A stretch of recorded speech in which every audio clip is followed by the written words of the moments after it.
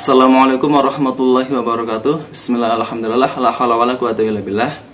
Teman-teman semua, kemarin atau akhir-akhir ini terjadi ribut-ribut antara Kemenang dan MUI tentang rebutan label halal. Sebenarnya siapa sih yang berhak mengeluarkan label halal, MUI atau Kemenang? Jadi kita lihat sejarahnya dulu. Jadi sejarah label halal di Indonesia itu dimulai sekitar tahun 1988. Ketika itu ada seorang profesor dari Universitas Brawijaya yang berinisiatif untuk meneliti semua produk-produk makanan dan minuman yang beredar di Indonesia. Beliau ingin tahu sebenarnya produk makanan yang beredar yang kita konsumsi selama ini halal apa enggak sih? Profesor tersebut namanya adalah Profesor Dr. Insinyur Haji Tri Susanto dari Universitas Brawijaya. Beliau melakukan penelitian bersama para mahasiswanya dan ternyata setelah diuji di laboratorium, beliau kaget ternyata banyak makanan dan minuman yang beredar yang selama ini kita konsumsi itu mengandung babi atau minyak babi. Kemudian hasil temuan ini dilaporkan kepada stafnya dan nggak tahu kenapa informasi ini bocor ke tengah masyarakat dan akhirnya kan masyarakat tuh panik kan, bingung gimana ini. Makanan yang selama ini kita makan ternyata ada babinya. Ya kita tahu Indonesia itu mayoritas ya, lebih dari 90% beragama Islam. Dan di tengah kepanikan dan keributan tersebut tampillah MUI. Jadi MUI itu sebagai pahlawan ketika itu. Terus MUI bilang gini, yaudah saya yang akan mengecek semua produk tersebut ya. Nanti saya jamin kalau sudah saya cek dan dipastikan halal, nanti kami dari pihak MUI akan melabelinya dengan label halal. Nah, ketika itulah label halal MUI itu dipakai di semua produk ya, hampir di semua produk makanan dan minuman. Itu awalnya seperti itu. Kemudian label halal tersebut dikampanyekan di masjid-masjid ya. Jadi di dalam masjid-masjid dikatakan gini, kita sebagai umat Islam hanya akan membeli makanan dan minuman yang ada label halal MUI-nya, karena itu jelas terjamin kehalalannya dan bisa membuat jiwa ini tentram. Dan ternyata ini memang disambut baik oleh masyarakat ketika itu. Dan awalnya sih sebenarnya masih pro kontra, karena MUI itu statusnya sebagai ormas ya. Itu MUI itu bukan lembaga negara, akan tetapi ormas, organisasi masyarakat ya, sama seperti NU, Muhammadiyah, Persis dan sebagainya lah, sama ya, yang sebenarnya itu nggak mempunyai hak atau kewenangan dalam masalah yang tingkatnya nasional. Akan tetapi karena MUI dirasa berhasil menenteramkan masyarakat, kemudian lama-kelamaan mendapat kepercayaan dari negara. Dalam ini adalah Kementerian Agama, bahwasanya MUI itu berhak mengeluarkan label halal tersebut dan berlaku seterusnya dengan diterbitkannya SK Surat Keputusan nomor 519 tanggal 30 November tahun 2001. Nah, ketika surat tersebut turun, ya sudah, berarti pihak yang berwenang ya MUI tersebut, walaupun statusnya ormas.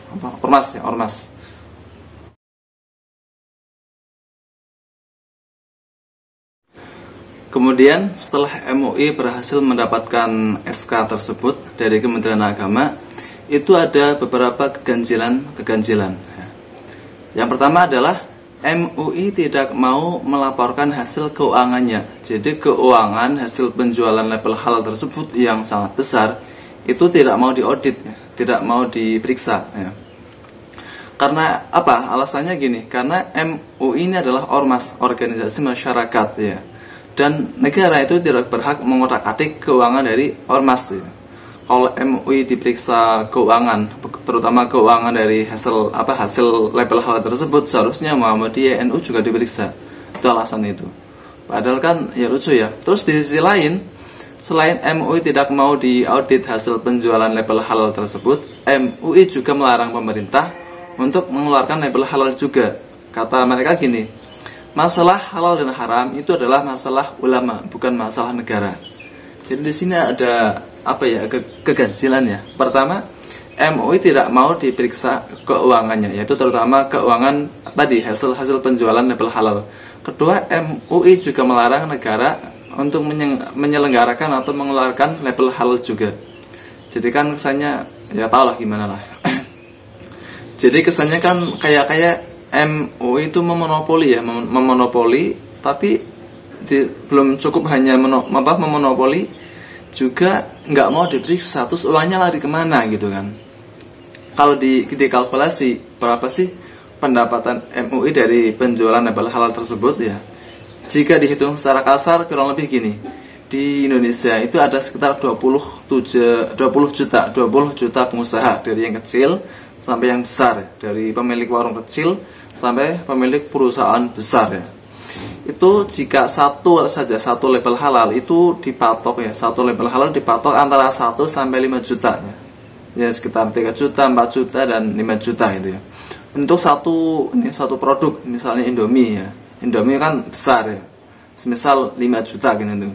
Atau yang minuman kecil ya 1 juta gitu. Pokoknya sekitar 1 sampai 5 juta. Itu kalau dikalkulasi dalam 5 tahun saja, pendapatan MUI dari hasil penjualan produk halal tersebut itu antara 10 sampai 100 triliun per 5 tahun. Coba, keuangan yang begitu besar ya, itu MUI melarang pemerintah mengauditnya. Jadi pemerintah nggak usah ikut campur masalah keuangan ini. Nah, ini kan janggal. Itu selarinya kemana itu uang sebesar itu ya.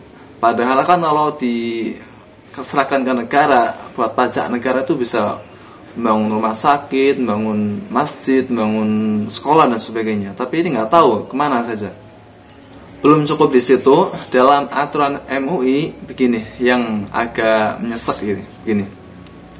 Jika ada perusahaan ingin meminta sertifikat halal dari MUI, maka perusahaan tersebut tidak hanya harus membayar biaya label halal tersebut, akan tetapi juga harus mengongkosi dan mengakomodasi staf MUI yang menelitinya. Semisal gini, semisal ada perusahaan air atau perusahaan makanan di Aceh misalnya ya, ingin meminta label halal MUI ya, supaya barangnya bisa diperjualbelikan secara legal di Indonesia secara masif, secara besar. Nah, maka perusahaan yang ada di Aceh tersebut harus mendatangkan staf MUI yang ada di Jakarta. Tidak hanya itu, perusahaan tersebut juga harus membiayai staf tersebut, mulai dari ongkos pesawatnya pulang pergi, kemudian menginap di hotelnya, kemudian semua sarananya sama ongkosnya juga sekalian. Pokoknya kayak gitu. Jadi semacam kayak pemerasan ya, bukan pemerasan sih, tapi ininya gitulah. MUI itu inginnya bersih gitu, semuanya serba dilayani, semua dana ditanggung oleh pihak yang meminta label halal tersebut.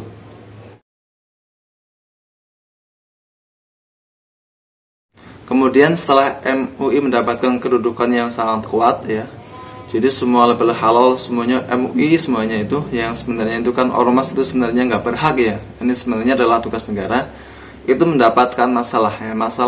Masalahnya itu dimulai sekitar tahun 2014 sampai tahun 2017. Jadi ketika itu MUI diserang oleh berbagai pihak ya, yang mengaku bahwasanya pihak-pihak tersebut itu diperas oleh MUI ya. Salah satu yang terkenal adalah laporan dari perusahaan daging di Australia. Ya, mereka mengaku itu diperas oleh MUI ya, karena mereka mengatakan gini, kami harus mengongkosi staf MUI dari Indonesia ke Australia bolak-balik, harus menyediakan hotel, harus memberikan pesangon, dan itu dilakukan setahun 2 kali. Jadi mereka habis ratusan juta rupiah, belum sempat impor ya. Jadi karena perusahaan daging di Australia mau impor ke Indonesia kan harus ada cap halalnya. Ini daging sapi atau daging babi kan gitu. Nah ternyata setelah bermediasi dengan pihak MUI gitu ribet. Nah, jadi harus mengeluarkan ongkos yang begitu sangat besar. Padahal kan kita tahu ya, orang dagang kan inginnya untung. Nah kalau belum dagang aja sudah diperas ratusan juta, dan itu setahun 2 kali. Makanya perusahaan tersebut tidak jadi mengimpor dagingnya ke Indonesia karena terlalu ribet. Kemudian beberapa tahun kemudian datang juga laporan dari Jerman. Ini sama, kasusnya sama. Jadi ada perusahaan dari Jerman itu ingin Kemudian perusahaan daging ya, ingin menjual dagingnya ke negara-negara muslim. Karena enggak mempunyai label halal, maka dia perusahaan tersebut tuh meminta MUI, jadi membeli label halal dari MUI. Ternyata kayak gitu. Dia harus menyediakan ongkos yang begitu besar, yang ratusan juta rupiah. Dan ini kan apa ya ribet lah. Yang orang dagang kan inginnya kan untung, inginnya tuh praktis. Ini kok ribet banget. Akhirnya kan lapor ke pihak Indonesia. Ini gimana sih MUI kok gini? Katanya lembaga ulama, tapi kok isinya bisnis semua. Saya harus mengeluarkan ongkos yang begitu banyak, terus biaya gini dan itu, semuanya serba ribet. Nah, dari masalah-masalah tersebut, nah kedudukan MUI itu mulai goyang. Kemudian juga ada dari Malaysia ya. Ada Malaysia, orang ingin impor daging ke Indonesia, padahal di Malaysia itu sudah dicap label halal Malaysia. Jadi sudah ada cap halalnya dari Malaysia. Tapi ketika ingin diimpor ke Indonesia, kata MUI nggak bisa. Kalau ingin ingin impor ke Indonesia, harus dicap ulang lewat cap label halal dari MUI. Ya, padahal kan secara logika kan, kalau di Malaysia kan jelas, ulama juga banyak kan. Malaysia kan sama kayak Indonesia, mayoritas Islam. Sudah ada label halalnya dari pemerintah Malaysia. Ini kan seharusnya kan jelas halal. Kenapa kok harus ketika masuk ke Indonesia harus diperiksa lagi, harus diteliti lagi, harus dikasih cap label halal dari MUI? Itu namanya ya jelas otak bisnis, otak dagang ya gitu. Kemudian dari berbagai masalah yang ada, kemudian pemerintah lewat Kementerian Agama ingin mengambil alih wewenang mengeluarkan label halal tersebut. Karena ini kan jelas, pertama sebenarnya ini adalah masalah negara, karena mencakup nasional. Bukan ormas lagi sebenarnya loh. Maka dalam hal ini Kementerian Agama itu berani mengambil alih sertifikat halal tersebut agar masalah ini tidak berlarut-larut. Karena tadi banyak masukan dari berbagai pihak yang mengatakan MUI itu memeras perusahaan-perusahaan yang ingin bermitra dengan Indonesia. Ya tadi dengan segala macam prosedur yang sebenarnya itu bukan menguntungkan negara Indonesia, tapi menguntungkan pihak MUI sendiri.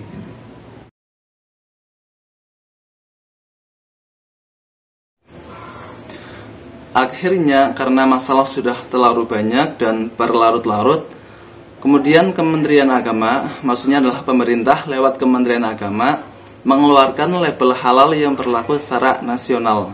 Jadi label halal MUI itu sudah digantikan oleh label dari Kemenak ya, Kementerian Agama. Dalam hal ini, Kementerian Agama lewat Badan Penyelenggara Jaminan Produk Halal atau disingkat BPJPH ya.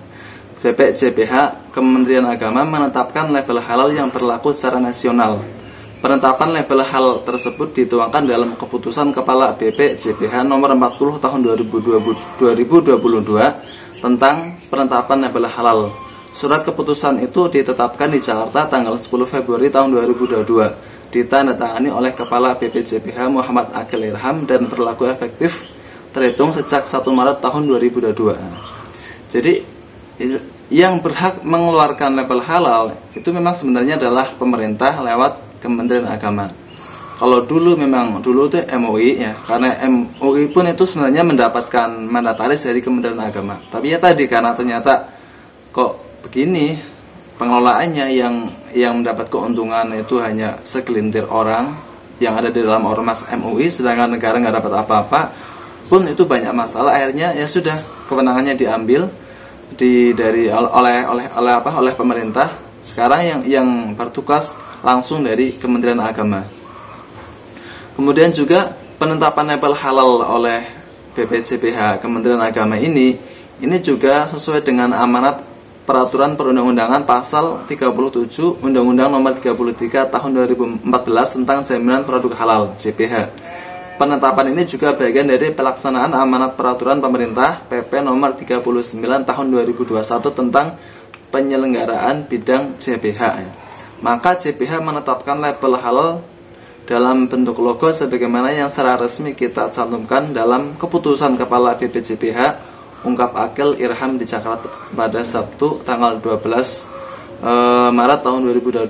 Hal ini sejalan dengan tujuan penyelenggaraan jaminan produk halal di Indonesia untuk menghadirkan kenyamanan, keamanan, keselamatan, dan kepastian ketersediaan produk halal bagi masyarakat dalam mengkonsumsi dan menggunakan produk halal. Nah, jadi Ya tadi, pokoknya karena pemerintah tadi ya sudah jelas kan, yang sebenarnya itu yang berhak itu pemerintah ya, undang-undangnya ada, SK-nya ada. Kalau dulu memang lewat MUI ya. Tapi sekarang lebih efektifnya mungkin ya, pemerintah itu mikirnya lebih efektif langsung oleh Kemenak ya, karena kalau yang mengurusnya langsung Kemenak itu transparan.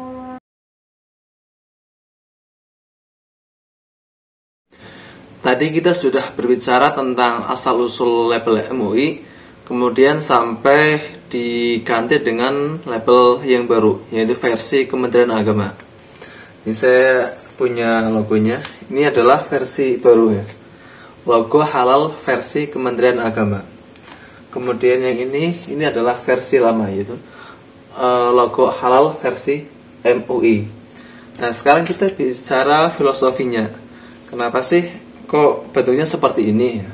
Kan sempat pro kontra, katanya tulisannya nggak jelas dan sebagainya. Yuk kita coba kita bahas filosofi label halal. Kata desainernya, kata pihak Kemenak seperti ini keterangannya. Label halal Indonesia secara filosofi mengadaptasi nilai-nilai keindonesiaan. Bentuk dan corak yang digunakan merupakan artefak budaya yang memiliki ciri khas yang unik, berkarakter kuat, dan mempresentasikan halal Indonesia. Jadi artefak itu kan peninggalan masa lampau ini. Nah seperti ini. Ini bentuknya seperti gundukan wayang ya. Nah, lanjut. Bentuk label halal Indonesia terdiri atas dua objek, yaitu bentuk gunungan dan motif surjan atau lurik. Nah ini kalau kita perhatikan, ini kan mirip seperti ini kan wayang. Kalau wayang kan ada seperti gunungan itu kan. Nah ini kan seperti gunungan wayang. Kemudian motifnya ini lurik-lurik, garis-garis lurik. Kalau kita melihat baju adat Jawa yang biasa dipakai oleh abdi dalam di keraton Yogyakarta atau keraton Surakarta, itu kan bajunya itu ya lorek-lorek gitu kan. Lorek-lorek ya persis seperti ini. Seperti wayang, gunungan, dan ada motif luriknya atau motif sorjan. Nah, kemudian keterangan selanjutnya seperti ini.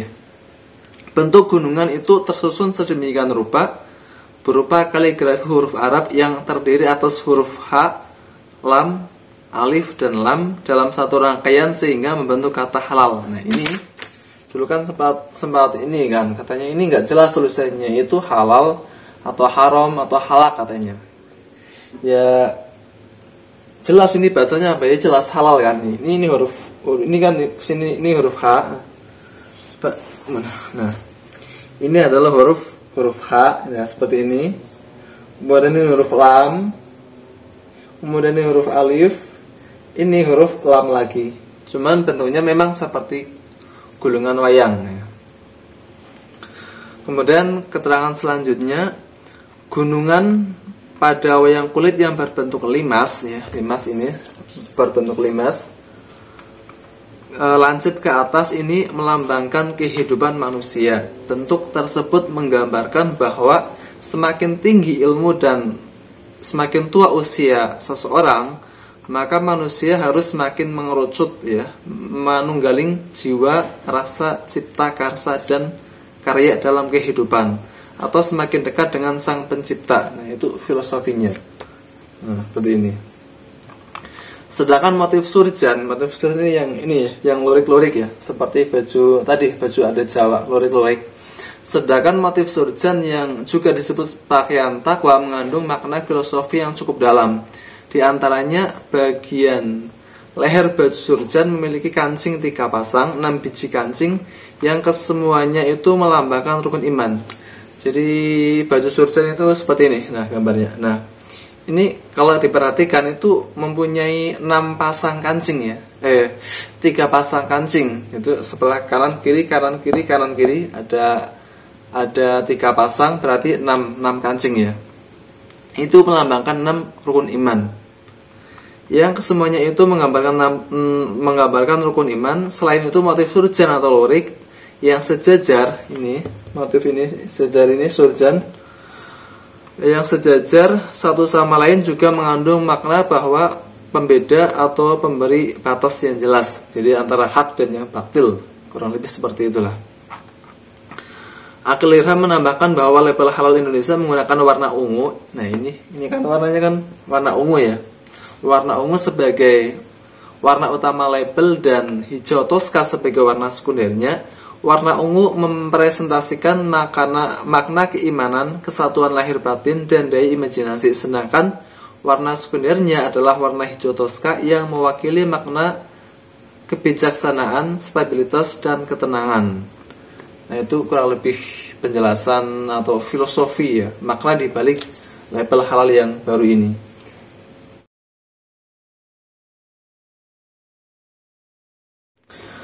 Kemudian gini, ada tanggapan bahwasanya label halal yang baru ya, yang ini itu sulit dibaca. Ya memang benar.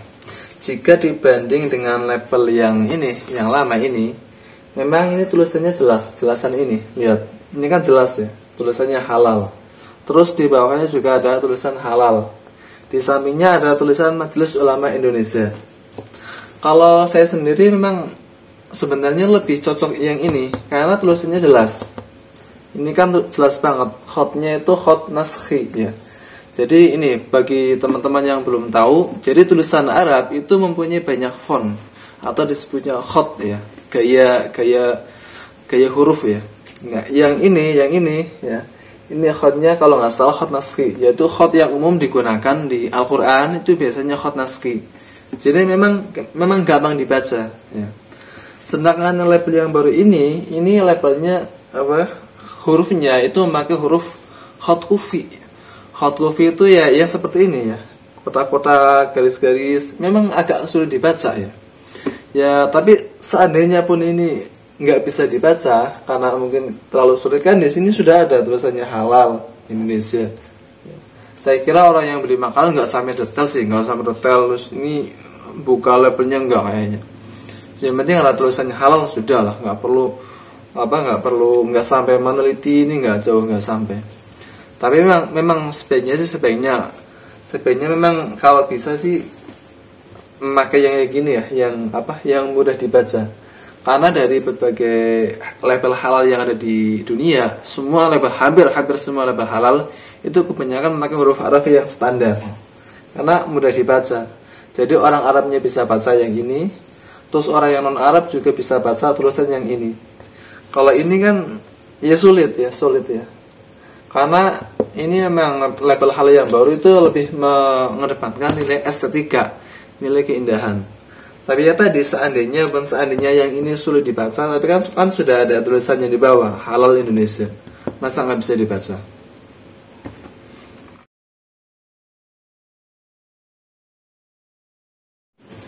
Kemudian selanjutnya, ketika label baru dibuat ya oleh Kementerian Agama, maka itu wajib dicantumkan. Kata pihak Kemenak seperti ini. Sekretaris BPJPH Muhammad Arfi Hatim menjelaskan bahwa label halal Indonesia berlaku secara nasional, jadi seluruh Indonesia ya.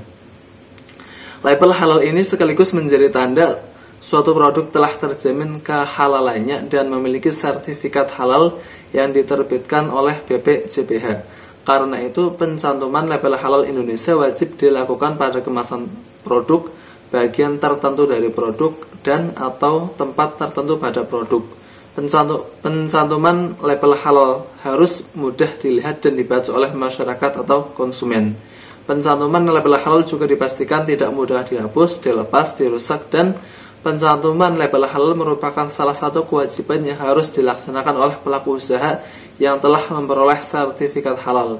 Di samping kewajiban menjaga kehalalan produk secara konsisten, memastikan terhindarnya seluruh aspek produksi dari produksi tidak halal, memperbarui sertifikat halal jika masa berlaku sertifikat halal berakhir, dan melaporkan perubahan komposisi bahan pada BPJPH. Jadi memang sama fungsinya sama persis dengan label halal yang lama. Dan itu ada masa aktifnya. Jadi kalau masa itu aktifnya sudah habis, perlu diperbarui. Tapi yang jelas ini lebih murah ya. Kalau yang dulu label halal yang versi MUI ini itu 1-5 juta, ada yang 5 juta ya. Tapi kalau yang saya dengar yang label halal yang versi yang baru ini, yang versi Kementerian Agama itu cuma 650.000. Nah, itu kan bisa menghemat kan. Yang awalnya sampai 5 juta rupiah, tapi dengan adanya label halal yang baru itu cuma 650.000. Nah, tapi ini yang saya dengar, tapi belum tahu kejelasannya, tapi dengar-dengar kayak gitu. Terus untungnya kalau yang dulu yang versi MUI ini, jadi uang masuk ya, uang dari pendapatan label halal itu semuanya masuk ke MUI dan pemerintah tidak berhak mengaudit. Ya nggak tahu larinya kemana ya. Tapi ya kalau sekarang ya versi Kementerian Agama, jadi uangnya masuk ke kas negara, yang jelas pajak ya. Jadi kan kita uang sebesar ini, masalahnya uangnya banyak banget loh, triliunan, puluhan sampai ratusan triliun. Dan ketika itu semua masuk ke kas negara, kan bisa dibuat sekolah, dibuat rumah sakit, banyak lah, manfaatnya lebih besar yang jelas.